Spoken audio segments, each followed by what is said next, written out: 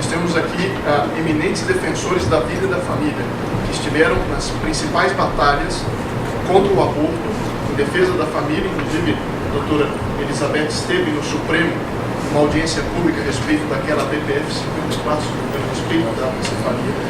Inclusive, me lembro do Dr. Paulo Leão em Brasília, por diversas vezes, aliás, ambos em vitoriosas batalhas.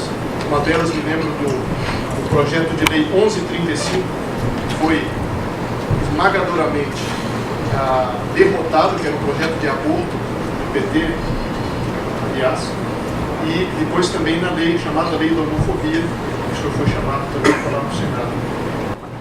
É um grande prazer estar aqui e é um grande prazer estar com pessoas tão importantes também, para falar de um assunto tão importante que como nós temos e que não percebemos quanto um assunto como, por exemplo, a zika, a microcefalia, pode atingir a nossa vida pessoal, a nossa vida familiar, a nossa vida de sociedade, até uma profundidade muito maior do que a gente imagina. Muito mais do que um problema assim chamado de saúde pública, né? Então, microcefalia, zika vírus, vacinas e o assunto que vem junto, de uma forma muito forte, do aborto, né? Eu vou passar assim rapidamente em alguns temas que acho que todos já sabem, até porque a mídia tem divulgado bastante, mas vou passar rapidamente para dar uma continuidade no assunto, pontuar mesmo as coisas. Se depois alguém quiser que aprofunde, puder responder alguma pergunta, está às ordens. Então, microcefalia. Eu não vou falar tudo isso não, só para vocês terem uma ideia que as causas de microcefalia são muitas. Aqui nós temos uma série de situações genéticas e de síndromes que podem ser responsáveis pela microcefalia. Então, a microcefalia tem muitas origens. Aqui citadas algumas situações genéticas. Existem as causas pós-natais, depois do nascimento, que pode levar a uma parada do desenvolvimento do cérebro, como má formação de metabolismos, infecções intracranianas, intoxicações, inclusive variações outras hormonais. Isso para dizer que as causas pré-natais, que é o que nos interessa hoje, expõe um determinado grupo de situações que podem gerar microcefalia. Então, e temos a insuficiência placentária, temos diabetes materno mal controlada, temos hipotireoidismo materno, temos drogas que provocam, como alcoolismo e outras, que a mãe use, né? E infecções durante a gravidez. Com certeza já comprovado, rubéola, citomegalovírus, sífilis, toxoplasmose, herpes viral. E agora nós temos a questão, a zika, que sempre se pensou que não era grave, que não dava nada, não era uma moléstia grave, agora então a grande discussão se a zika provoca microcefalia e se provoca outras lesões neurológicas. Também fatores ambientais. Então, exposição à radiação ionizante, poluição e outras coisas, inclusive o piriproxifeno, que é o que se usa também no fumacê, para combater o mosquito. Sinais e sintomas da microcefalia, queria só chamar a atenção que a microcefalia, nós temos que ser bem honestos para saber que aqui existem muitos graus de microcefalia e pode realmente, quando a infecção viral é muito intensa, realmente pode ocasionar muito mais problemas na criança em desenvolvimento, que pode levar a uma situação bem mais grave. Mas se o anencéfalo não é um morto cerebral, muito menos aquele que é portador de microcefalia. Ele é portador de uma anomalia, né? Pode chegar a um sério déficit intelectual, pode chegar a um quadro de convulsões, epilepsia, pode chegar a um quadro de hiperatividade, um atraso grande no desenvolvimento motor, de equilíbrio.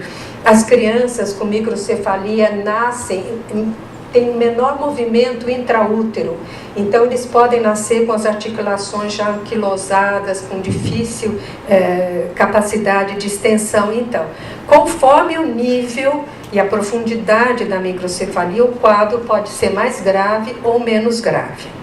Isso é o que eu queria falar nesse aspecto, né?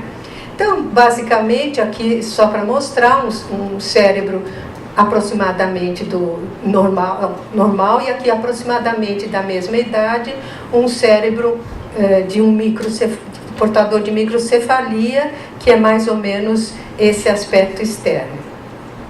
Na classificação internacional de doenças, está aqui, mas é interessante que existe uma avaliação feita que classifica e que identifica a microcefalia. Não é apenas a medida da circunferência cerebral, como se fazia aqui no Brasil e que levou a alguns erros. Apenas a medida e um parâmetro errado também que se usou no começo. Então, aqui é o critério estabelecido estándar estabelecido pela Comissão de Neuropediatria americana, que é aceita, mas que diz que é microcefalia na primeira avaliação pelo perímetro, na avaliação inicial, depois tem que fazer as outras avaliações. Quando em meninos é menor que 31,9 o perímetro e nas meninas 31,5. E tem uma maneira certa de se fazer essa medida. Se fizer errado, a medida também dá errada, dá distorções. Bom, o vírus, isso é a microcefalia. Agora o vírus de Zika. O vírus, ele é um arbovírus, quer dizer, ele necessita de artrópodes para transmissão. E artrópodes é uma família muito grande, que vai desde o caranguejo tal, até muitos insetos, e dengue, chikungunya, zika, febre amarela são transmitidos através do mosquito Aedes aegypti, que todo mundo conhece. Então, Aedes vem do grego, ou de oso egípcio, do latim Egito, e eu não vou falar dele, só vou dizer que ele tem 3 fases que fica dentro da água, que é a fase de ovo, até a fase de pupa, onde ele sai, o inseto sai de dentro da pupa. Bom, o genoma dele foi definido em 2007, isso é interessante porque ajuda a discutir as maneiras de combater. Para ter dengue, chikungunya e zika, precisa do mosquito. Esse mosquito, ele tem uma distribuição, por enquanto, dentro de um espaço de temperatura mais quente. Ele tem demonstrado realmente uma grande capacidade de adaptação às circunstâncias, ao meio ambiente, de maior resistência. Antes achava-se que era só quando tinha uma grande quantidade de água, agora a gente sabe que ele se reproduz até numa tampinha, que os ovos do mosquito podem durar 3, 4 meses, e depois quando vem a água cresce. Então, ele é um mosquito danadinho e que tem uma grande capacidade de adaptação, difícil de ser combatido. Mas é interessante que, por causa da febre amarela, esse mosquito foi praticamente erradicado do Brasil nos anos 50. E depois foi desprezado esse assunto. Depois foi relaxado esse assunto. Vocês veem aqui, olha, em 1930, esse em vermelho, onde tinha o mosquito. Em 1962, ele foi praticamente erradicado. Porque foi mudada a proposta de controle dessa zoonose. Foi mudado em função de aspectos econômicos. Nós temos alguns trabalhos que mostram isso, de interesse econômico-político, particularmente desde 2002. E daí cresceu e se reproduziu e nós começamos a ter as epidemias, né? Então, aqui eu não vou falar, são as diferentes desses 3, do quadro, aqui a distribuição dos 3 também não precisa. Aqui é interessante, nós temos ouvido autoridades, desde a presidente até ministros, dizendo que a Zika é uma coisa muito atual. Não é. O primeiro caso do Zika foi descoberto em 1947 e foi identificado o vírus em 47. Depois ele foi, veja, em 2007 para a Micronésia, depois Tahiti, Nova Caledônia, Ilha de Páscoa em 2015, e nunca houve uma notificação de microcefalia, desde 1947. Aqui nós temos, hoje, os países afetados entre 2015 e 2016, aproximadamente 22 países, alguns estão ainda se definindo, mas Canadá, Argentina, principalmente no sul, Peru, mesmo Estados Unidos, a não ser a parte mais quente, em princípio o Aedes aegypti não cresce, porque não se mantém, não se reproduz em grande quantidade, são países mais frios, né? Mas temos um parente dele, do Aedes aegypti, mesmo na Europa, na Espanha, na Alemanha, na Finlândia, mesmo Finlândia, que é tão frio, tem outros parentes deles, mas que até agora não se descobriu, que não se confirmou que transmitem esses vírus. Então, a partir de novembro de 2015, houve um grande número de casos de microcefalia no Nordeste. Algumas médicas, duas especialmente, perceberam isso, mais especialmente em Campina Grande, no interior do Paraíba. E aí, já em fevereiro de 2016, a Organização Mundial de Saúde anunciou uma emergência de saúde pública, passando, repito, assim por cima, para a gente não perder tempo. Queria só explicar o seguinte: é preciso ter consciência que os números na mídia, quando se fala tem 9 mil, tem não sei o que, confirmado não sei quanto, o que tem? A gente tem que prestar atenção. Casos suspeitos de microcefalia, alguns não se encaixam no diagnóstico nem de microcefalia. Aqueles que se encaixam em caso de microcefalia, e que daí nos documentos, nos boletins, mesmo de diferentes países, mesmo da Colômbia e do Brasil, coloca assim: microcefalia com suspeita de associação. Primeiro tem suspeita de microcefalia. Aqueles que ficam com microcefalia tem aqueles com suspeita de associação ao vírus da Zika.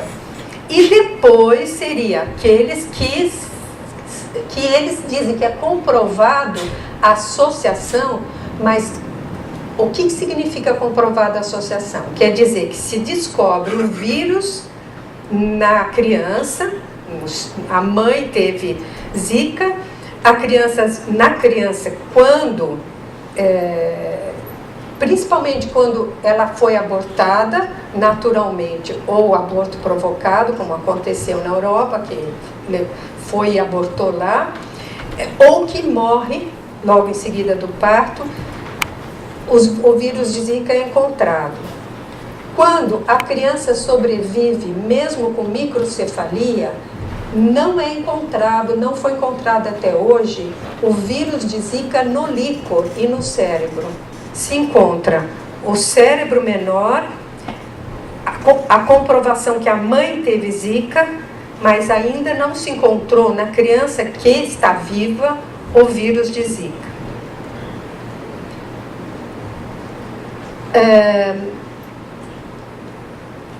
Eu vou mostrar as figuras, porque eu estou preocupada com o tempo. Queria só mostrar para vocês. Ultimamente saiu que, conforme os critérios que vieram de fora, conforme critérios que vieram dos Estados Unidos, que vieram da Europa, que vieram da Inglaterra, foi confirmada a ligação de Zika com microcefalia. Não foi confirmada, essa confirmação não foi pela presença do vírus e da certeza da causa e efeito.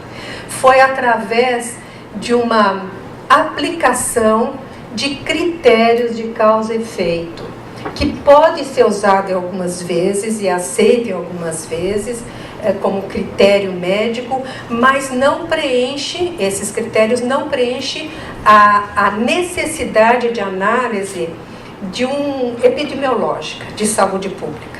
Com certeza não preenche a análise toda dos outros fatores do estudo, não só prospectivo, mas o retrospectivo.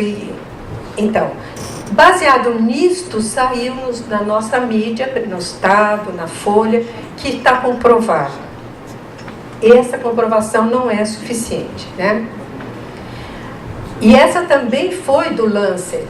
Aqui eu trouxe toda a referência, se alguém depois tiver interesse pode pegar. Agora, o Lancet de março, vocês veem, 16 de março, e é o Lancet que se refere a doenças infecciosas. Coloca claramente que até o momento, então março, a ligação entre vírus Zika e microcefalia é especulativa, não está comprovado. E também diz que não foram feitos os estudos para investigar outras causas de uma forma suficiente. Eu posso depois, se quiser, quem quiser, os slides das ordens por causa das referências. Isso merece um estudo, viu? Bom, agora eu vou mostrar algumas circunstâncias que apareceram, que acho que é o mais importante para a nossa discussão aqui. Essa figura apresenta a taxa de suspeitos e confirmados de febre, nada de microcefalia ainda, febre pelo vírus Zika até a semana 13 de 2016. Aqui tem tantos, né, esses mais escuros, é onde tem mais febre Zika. Dá para ver em qual lugar que tem mais. Qual estado? Mato Grosso. Vê que o número maior, que aqui é até tantos por tantos habitantes, por 100 mil habitantes. Vocês veem que aqui não é a maior concentração. Zika, a maior concentração é aqui. Febre Zika. Bom. Agora vocês vejam aqui, casos de microcefalia, aonde que tem mais? Isso daqui, a gente pegando só as regiões, dá este gráfico. Neste gráfico nós vemos que é na região nordeste, aqui é Brasil, aqui é a região nordeste. Olha a desproporção dos casos de microcefalia, completamente diferente da concentração da Zika. Se é a Zika que provoca microcefalia, onde que nós deveríamos ter mais microcefalia? Onde tem mais Zika. Bom, e aqui a distribuição dos casos suspeitos de microcefalia associados à Zika. É gritante, né? Por isso eu disse, eu vou mostrar a imagem, eu não preciso nem ficar falando muito dos gráficos e dos números, né? E aqui a mesma coisa. Veja, até novembro, até dezembro, os casos, maior parte em Pernambuco, em Rio Grande do Norte, em Paraíba, Alagoas, né? Casos suspeitos de ligação de microcefalia com a Zika. Nós temos aquela situação que no Brasil a microcefalia não era de notificação compulsória, agora que está sendo, então nós não temos certeza quantos casos nós tínhamos antes, quantos nasciam por ano. Mas para ter uma ideia, em Estados Unidos nascem 25 mil casos por ano. E aqui nós não chegamos isso ainda, né? Mesmo com a tal da epidemia. Então, a distribuição da microcefalia no Brasil, 98% é no Nordeste, apesar de ter 22 estados a circulação do vírus, né? E Pernambuco é onde temos mais. Portanto, nós temos menos de 3% dos casos comprovados com microcefalia. Então a pergunta, será que não cabe investigar a origem desses outros 97? Por quê? Né? Existe, só citando esse aspecto de poluição, porque 70% dos municípios do Pernambuco utilizam lixões. Os pesticidas usados no Brasil, nós temos diversos autores que inclusive provam que os próprios pesticidas podem ocasionar lesões neurológicas, aqueles que são usados para combater o mosquito, E tem a grande questão que nós esperamos que consigamos um dia esclarecer, que é da vacinação que foi dado de MMR contra sarampo e de coqueluche, sobretudo em Pernambuco, nos estados ao redor, foram aplicadas essas vacinas num prazo que coincide com o tempo de nascimento, com o tempo necessário para a gestação e o maior número de crianças nascidas com microcefalia. Para isso, o Dr. Plínio entrou com um processo, que eu quero mostrar para vocês, mas, eu já volto aqui, mas Dr. Plínio Bezerra dos Santos Filho entrou com um processo no Ministério Público dizendo que a causa tinha que ser esclarecida. Em termos de saúde pública, é necessário um mínimo de epidemiologia, tem que estudar, analisar tempo, lugar, quando acontece uma doença, quais pessoas que foram atingidas, para procurar causas, fatores influentes, ações, estudos de corte. Isso é necessário no estudo epidemiológico. E se nós temos uma dúvida da causa e efeito, se nós temos uma dúvida de vacinas que foram aplicadas, e aqui quem quiser esses slides depois pode pegar as referências todas que falam, as próprias bulas das vacinas colocam que é proibido, que não é indicado aplicar em gestante, está escrito na bula, né? Então, quando a gente tem um problema assim, essa médica apresenta diferentes argumentos, quem quiser também veja, nós temos que pelo menos perguntar, seria tão simples, analisar a carteira de vacinação das mães com as crianças com microcefalia. É tão simples, não é? Vamos ver, tomou a vacina? Quem? Quantas? Quantas tomaram a vacina e tiveram grávidas e tiveram crianças sem microcefalia? Quantas tiveram com microcefalia? Quantas têm microcefalia e não tomaram a vacina? Enfim, é um estudo epidemiológico que é relativamente simples. Não existe este movimento mínimo, sério, de saúde pública para se descobrir isso. Então, ligado a isso, nós temos logo a proposta de aborto, um movimento mesmo crescendo. Esses dias eu vi um vídeo gravado pela Débora Diniz, que já entrou com os outros processos no Supremo Tribunal, dizendo que provavelmente, parece que ela está esperando a mudança do presidência do Supremo Tribunal, não sei se porque parece que vai esperar que mulher seja mais sensível para discutir os direitos da mulher, não sei. Para entrar, ela disse que já está com a proposta. Mas vejam, na hora de entrar com a proposta de liberação do aborto, no começo eles pensaram para aqueles casos que fosse diagnosticado microcefalia. Mas a microcefalia, às vezes, demora para ser diagnosticada. Então, já se levanta a hipótese de que a mulher que tem a suspeita de Zika já possa fazer o aborto.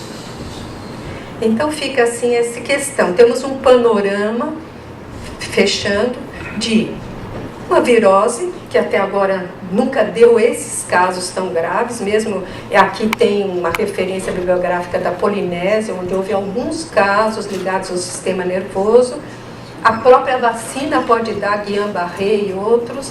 Então, gente, o assunto é muito amplo, mas fica uma notícia que isso realmente, em termos de seriedade estatística e científica, não está comprovada, não.